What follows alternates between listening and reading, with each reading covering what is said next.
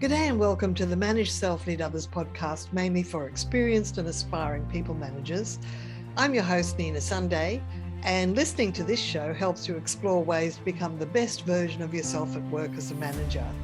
Each episode, you'll hear from some of the brightest business minds on the planet who share your passion to elevate and transform team culture. They share insights in self-leadership and leading others. Together, we can make workplace culture better. Are you ready? Because it's time to manage self, lead others. Annalee Blundell is on a mission to humanize the leadership landscape and change the way we see each other.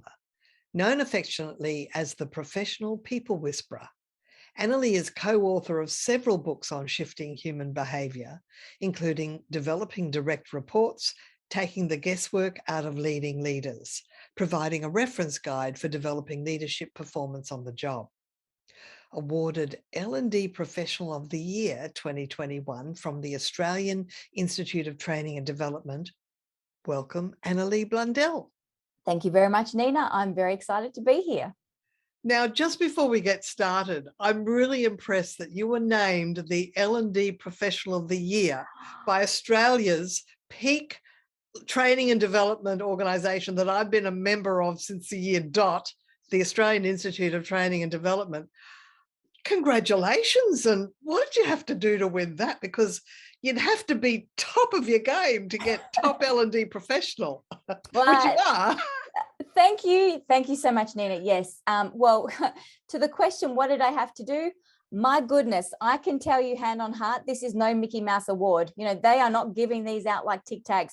The submission I had to do, the hoops I went through, the validation of all the material I put in, the help I got from my clients to put my submission in was thorough. It was huge. It was a huge exercise. So I'm really proud. I'm really proud of the award. I'm really proud of the recognition from clients. You know, I got to use a lot of case studies, which was wonderful. And it really came off the back of what I was doing when COVID started, you know, and it was, how am I supporting my profession? How am I supporting my clients? And it was the sorts of things that I was doing, like I'm sure you were doing, recording videos, doing whatever I could to provide my services, however clients could access them in the moment, so we could keep everybody afloat. And you also write in your book that performance management is broken. So let's start there. What's the problem? What's the biggest problem? Yeah, let's start there. So the book, Developing Direct Reports, I mean, we wrote this because we wanted to be able to help our leaders lead other leaders. Yeah. And part of the requirement to develop other people is to know what's working, what's not working. You know, you need to be able to understand and discuss gaps. And one of the things we know is the traditional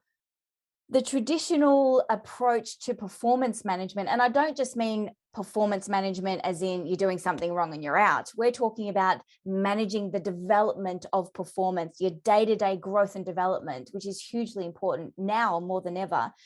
What we know is that the model is broken. You know, if you're lucky, part of the development process will be monthly conversations, you know, not about your day-to-day work, but about your career and your skills, you know, growth and all that kind of stuff.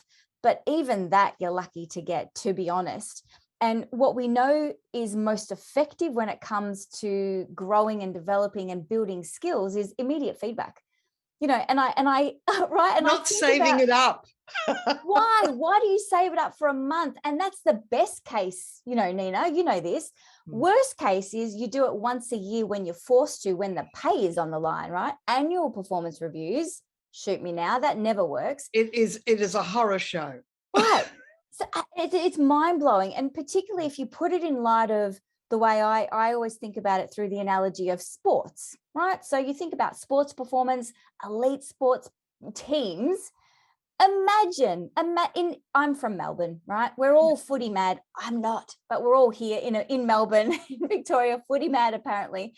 So I just think, what would happen if after every AFL game or NRL game or whatever sport you Can I just say, for all the people from outside of Australia talking, listening, footy is football. Yes.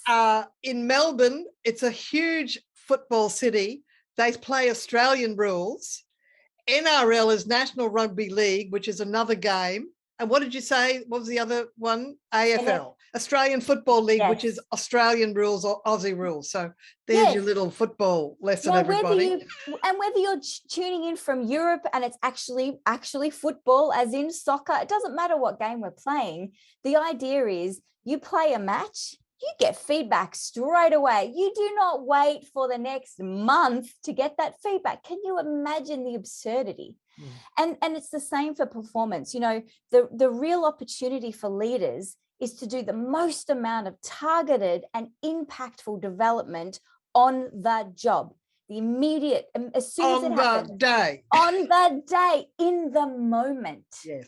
Yes. Now, I would suggest there is great power in affirmative feedback, and people underestimate the value of shining a light on what's already working.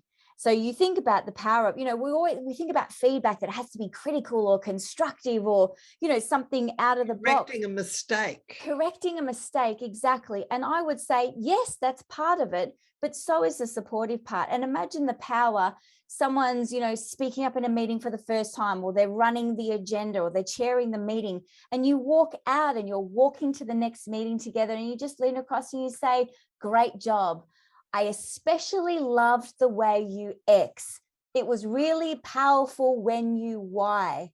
That person now has a clear roadmap for what they did well and a motivational hit for repeating that behavior. Boom. That is in the moment, on the job. Boom. I love it. And you're so right. And I can't remember any boss before in any job that I was ever in that really took that on board. You know, I got the occasional bit of praise, but it was the old, you're just being paid to do the job you're paid to do. And if you do a good job, well, that's what you're being paid to do. It's like this lack of gratitude, lack of appreciation. But anyway, I think our time's changing. That's my question. Yeah. And I think also, you know, it's a lack of understanding about psychology. You know, you would have heard of the Pygmalion effect, right? So people rise to the elevated expectations we have of them. Or it's opposite, the Golem effect. You know, we shrink to the lowered expectations people have of us. So if you expect the best in someone, you reaffirm the best in someone, guess what they are going to bring every day to work? They will bring the best of themselves because you expect it, you see it, and you call it forth from them. Simple. What I used to do when I had about, at my peak, we had about 10 people. I had about 5 people generally for many years. I got into the habit of asking myself when I was doing my own task, who else could do this? And occasionally, I wouldn't do it with every single task, but at least once a day, I'd find something on my list and go, who else could do this? And I remember I'd engaged this woman as a telephone follow-up person. And I went, well, and it was to do with contracts and doing the financial summaries before we sent an invoice. And the one voice in my head said, oh, no, you couldn't give it to her. And the other voice said, well, you don't know till you try. You don't really know what her background was. I mean, I was in the habit of employing women who were returning to work after having had children. And a lot of them had far greater expertise than the role that I was able to give them because they'd come from big organizations. So anyway, I gave it to her and I did this thing called 4 eyes control, which was you prepare it, I check it, and then I send it. And honestly, I freed up hours every week because I got over only I can do that. No, only I can check that, but I can certainly delegate that. And she loved her capability being elevated. So you're absolutely right. So is that something that you think managers could do more of? So, assign more of their tasks, but not even tasks, but even projects, so that people feel as if they've got a beginning, middle, and end, and ownership of it. Absolutely. And, you know, part of the thing we talk about in the book is, you know, why should you be developing the performance of others? You know, why should you be delegating? Why give away stuff and give people more to do to stretch and develop them? And, you know, of course, the rise of the solo leader is dead. You know, if you think it takes one grand leader at the top of the organization, you've missed the boat, and you've sort of you're going to be left behind. We need leaders at all levels. I know that you really talk about self-leadership, and that's something that we talk about in the book, because it's around making sure that we are equipping every individual at whatever level they are to lead themselves. You know, it may be that, you know, we come together in a project group and our leader emerges and we disband, and we come together in another working group and another leader emerges and we disband. So we have to be able to step into our leadership. So it's the demise of the solo leader. It's the rise of the, you know, momentary leader. And in order to cultivate those skills, we need a targeted development approach. We don't just go one size fits all, everyone go to the classroom, you all get this stuff. Well, we don't know what people need until we see them work. You don't know what those women that worked for you needed until you saw what they were capable of. Then you can do direct and targeted development. And one of the things about teamwork is the ability to pitch in and help out and commit yourself to the team results. But you see, I've had people talk to me about their own experience as a manager, where they invited someone to actually do a task that was a manager's task, but went, well, that's not in my job description. I mean, how do you cope with people who have that attitude? Yikes. Is that the pitfall of job descriptions? Well, it's interesting because, you know, I do a lot of work with women, and we talk about boundaries all the time, right? So we know that women are 40% more likely to be volunteered for non-promotable work, or the office housework, as it were. So, you know, this conversation is very front of mind for a lot of women who are struggling with too much work. And to be fair, we've all got too much work, but women mostly have too much invisible work, right? Well, I'm not talking about they were asked to go out and get the coffee. Yes. Right? We're talking about a responsible project-based activity that the manager would ordinarily do, but they were so busy on another project, they asked for help. Yeah. And this is the distinction you make. So it's about knowing your boundaries and being able to say, actually, that's not my job. I'll do it now, but let's move it around. Let's all get coffee at different times. So yes, do that. But if it's about forwarding your career, if it's about building extra skills, if it's about managing perceptions up, sending the right signals around your brand and about what you want, you know, next in the organization, in the role, then it's you say, yes, please, thank you, please, and what else, please? Exactly. If you've got any ambition to be promoted, or to even keep your job, yes, because I think that was a career limiting response, quite frankly. I agree with you. Yes. I was pretty shocked to hear that, but anyway, it does happen because some people just don't have. They don't want to bring discretionary effort to the role, but they were obviously part of the actively disengaged. Yes. And Nina, there are some things that I have never been able to explain. We know human behavior is so interesting and complicated. I remember once interviewing someone for a customer service role who, I'm not kidding you, said to me, I said, you know, what's the worst part of your day? Oh, customers. They're always in my face. They're always demanding stuff. They're always making me busy. Customers, they're so annoying. And I said, you do realize this is a customer service role, right? Well, guess what? You ain't getting this job. This was an interview to get a job. An interview. That's what she couldn't even lie in the interview. There is no accounting. Just as well you found out early. Now, you talk about in your book about new thinking required to develop individual contributors. Tell us about this new thinking. Part of the new thinking is understanding where learning and development comes from.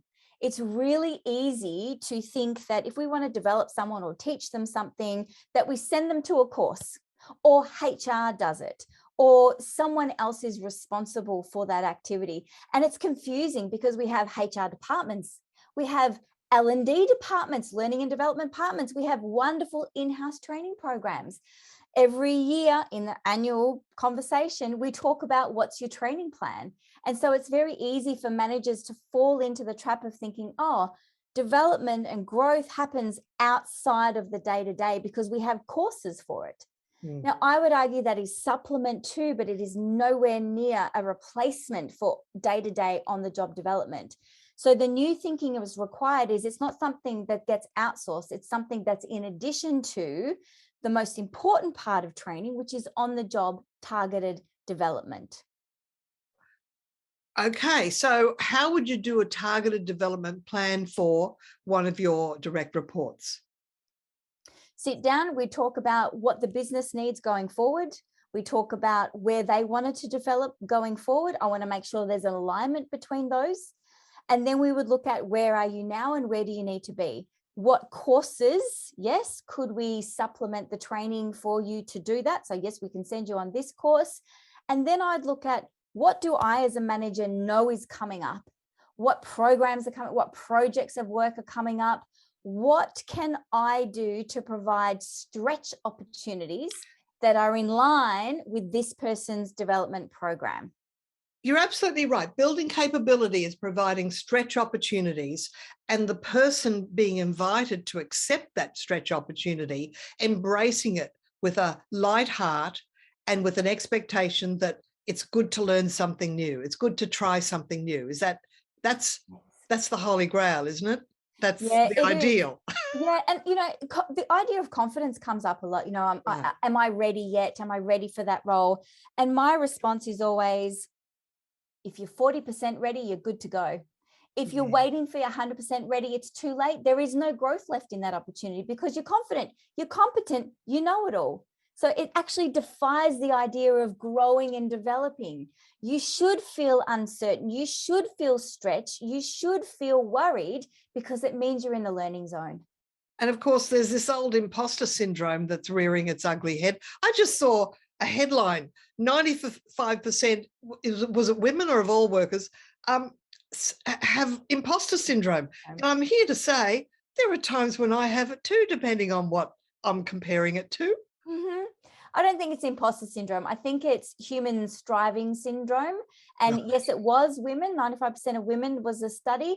And I do a lot of executive coaching. And I can tell you right now, it is as much men as it is women. Men just don't talk about it to the same extent that women do. But I can tell you, bet your bottom dollar, they experience it nevertheless. And then at the other end of the continuum from imposter syndrome, or what did you call it again? Human striving syndrome. That's it, human striving. I love the reframe. At the other end is the Dunning-Kruger effect, where people have an overblown expectation about their capabilities and it's lacking. These are the people that don't bother to train up or to read up, or they just think, I know it all. So I don't know. And in fact, they are one of the 12 globally recognized leadership derailers in the book, right? So developing direct reports, we worked really hard at looking at what are some of the main behaviors that derail your leadership career. And, each of the derailers has a persona, if you like. Yes, that is the book. Brilliant. Yes. And I opened up at this page with all the derailers and it was very interesting.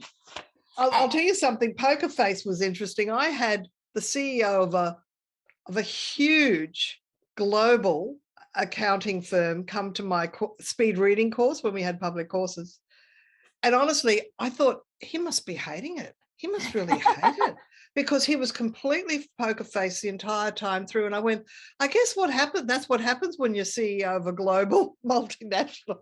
He loved it, apparently. He said everybody should do it. Yeah, and Nina, this is brilliant. So poker face is one of the 12 leadership derailers, one of the personalities. And the reason it catches people out so much is because what we're really looking at here is two communication types. One is a neutral communicator, no facial expressions, no hand gestures, as opposed to what we call an affective communicator. Affect in psychological term is around emotion, emoting. So affective, emotive, right? So nonverbal cues, eyebrows and all that jazz. And so when you've got someone who does not display the nonverbal cues to give you a sense of where you're at in the flow of conversation, what happens is people start judging how the conversation is going in a negative way. Absolutely. I decided he hated it. And that's a perfect example. So when faced with a neutral expression, the brain encodes that as a negative expression. So you're sitting there as a trainer, and we've all had this. We've had the one person who's absolutely loving it, but forgets to tell their face. And we're thinking, we're bombing. This is awful. Abort mission. Maybe I shouldn't have done this. And then they fill in that feedback form, or they come up to you afterwards glowing with praise, and you think, is this the same person? It's bizarre. as workplace trainers and facilitators, we've all had that experience. So you're absolutely right. Now, which one is the most common, do you think? There are 12 types. Which do you think is the most common? For me, it's a tie. It's a tie. Yeah. I think from a human perspective, the most common is conflict avoider. And that is because as a human species, we are socialized to belong, to sought for harmony, to want to be liked. It was our survival mechanism from, when the earth began, and it's really hard to break that pattern. And so not wanting to ruffle feathers, not wanting to give difficult feedback or have hard conversations is really part of our DNA, because it goes against our survival instincts. In fact, there's some research from, Are You OK Day? They've done some research here in Australia. It's Are You OK? The day we ask everybody about their mental health. Are you okay? And they did a workplace survey a while ago, which showed that 46% of people would rather leave their job than have a difficult conversation with someone they work with. So if that doesn't... I look back, I'm here to say, I confess up and say, I was a very poor manager for the first 10 years of my business. Luckily, I've been a few decades in business and I learned the error of my ways. So now I'm here to say that when I had a demotivated person we changed her job anyway, I went, you know what, the job we hired her for, why don't I just get rid of her job altogether?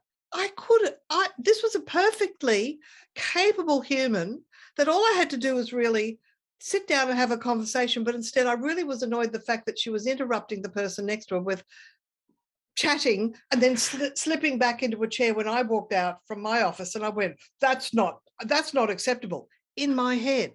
Yes. I just cannot believe myself. I'm so glad. I think I can say I'm a different person now. And whoever I did that to, I apologize. But this is the thing, I think it's one of the most dog-marked, pieces of the book. When I see my clients read and they take pictures, they always talk about this conflict averse one. And, part of what I say to clients is, imagine if this was just a regular conversation, because part of the issue with a difficult conversation is we blow it up in our heads. We think it's more important than it is, but when you just approach it like a regular conversation, the darndest thing happens, Nina. They just respond like a regular conversation. You think, what was all the fuss about? Why did I sit on that for a week and they didn't even notice? Crazy. But the other thing I found is that if I learned exactly what to say, if I read up, here's a template on how to give constructive feedback on a behavior that you're not happy with, I went, oh, that's all I had to do. Yes. See, I actually had an experience in the last month where the exercise was write down your favorite boss. And I wrote down the names of 12 and I went, none of them were my favorite and they were all poor in some way and some had some redeeming qualities. And I realized that my very first boss had given me feedback that I didn't deserve. I did not deserve because I was 20 and I didn't know some magical advanced sales principle, which is if 50 people arrive in the room and if you've got chairs for 50 and 55 arrive, you're supposed to put up a full house sign and send the 5 people away. And because I didn't do that, I lost him money. And it's like, well, if that's business, I want nothing of it. And I left that role. It was just a part-time university role. I went, I'll waitress. I'll do anything. I don't want to work for that guy. But then I think I've taken on board the message is if you tell people what you think, they're going to leave and they're going to hate you. Oh, interesting. And I've actually healed that whole thing. It's really quite amazing. So we have to look back at was there a primary incident in your early career, early boss, that actually made you realize that if you speak up, the people will react poorly? I reacted badly, so I went, well, you can't say what you think because they'll react poorly. But anyway, we're all getting more emotionally intelligent and growing our skills and learning what to say. We definitely are. And that brings me to the second tie. You asked me about the biggest one, and I couldn't choose one. Can't choose a favorite child, Nina. And there are 12 in the book. So the top one really is the conflict avoider, because it's a human thing. And I'd say close second would be command and control, the know-it-all. And that's just because it's so common. We get rewarded for knowing. We get rewarded for getting better at our job and being able to train and teach and tell other people what to do. That's how we get promoted, when we become technically competent at stuff. And so it's really hard to let go of that and realize that the next piece of your leadership development, in fact, the higher up you go, the more you got to let go of what you know, and the more you have to bring out what other people know. You need to move from command and control to coaching. That's right. And it's very important that you give credit to other people. In fact, I believe the former President Reagan, he was famous for giving other people credit. He was famous for writing lots of thank you cards, but a lot of presidents did that. But apparently he would say, oh, no, it wasn't me. That was my Secretary of Defense, or it was my, whatever were the roles. And it takes a big person to be so egoless that they'll give credit to other people. But the response from the people that get the credit, they will be loyal to you. Yes. And this is why, in my coaching programs, when I'm both doing one-on-one coaching or running coaching skills for leaders programs, this is the biggest hurdle. The hurdle is always, how do I remove my instinct to share what I know? To take the credit. I've worked so hard, Nina, in my career to finally know what I know. I want you to know what I know. Right. And it's really hard to step out of that and say, actually, it's not about me. I want to hear what you know. And if I don't know what your gap is, I don't know if what I'm telling you or training you is just telling you how to suck eggs or actually useful for your training gap. Well, as long as we have the goal of developing our wisdom and our decision making, and that's our self-leadership, the success and the ability to bring out the capability of others will automatically follow. So I really recommend this book. I got a great deal of joy reading it. And if you want to know all 12 types, you have to get the book. And of course, they get it through Amazon or... Yep. Yeah, you get it through my website, my name, AnnaLeeBlundell.com. That's right. And it'll be in the show notes. We'll have a link to that. Now, of course, you've got another book launched already. Yeah. Launched already. Yes, indeed. So I have, this is a pocket book, Nina, just a little bitty baby one. You can see, just to give you some perspective there. Some people will just be listening to it. So perfect. Okay. So it's a pocket book. It's about an hour's read, and it's called When Men Lead Women: Navigating the Facts, Fears and Frustrations of Gender Equality as a Male Leader. And the reason I put this book together was because I run Women at Work workshops.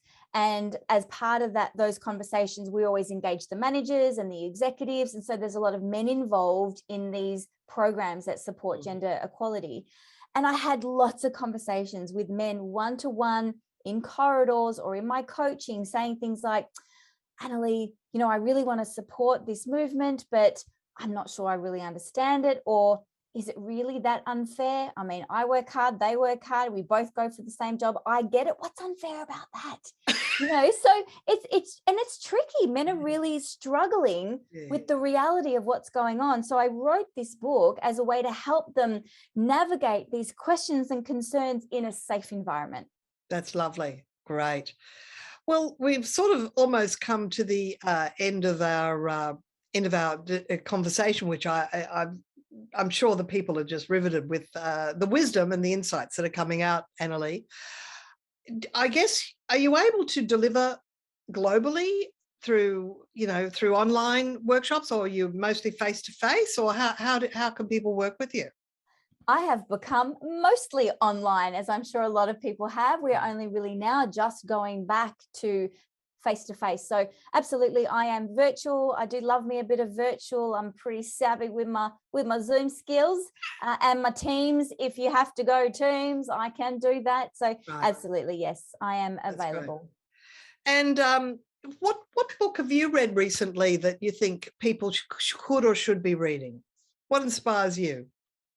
I knew you were going to ask this question. I knew you would ask this question, and I have to say, there are too many. I have got a bunch on my Kindle, on my Audible, in my bookshelf, arriving every day, and I'm probably reading about 5 books at once.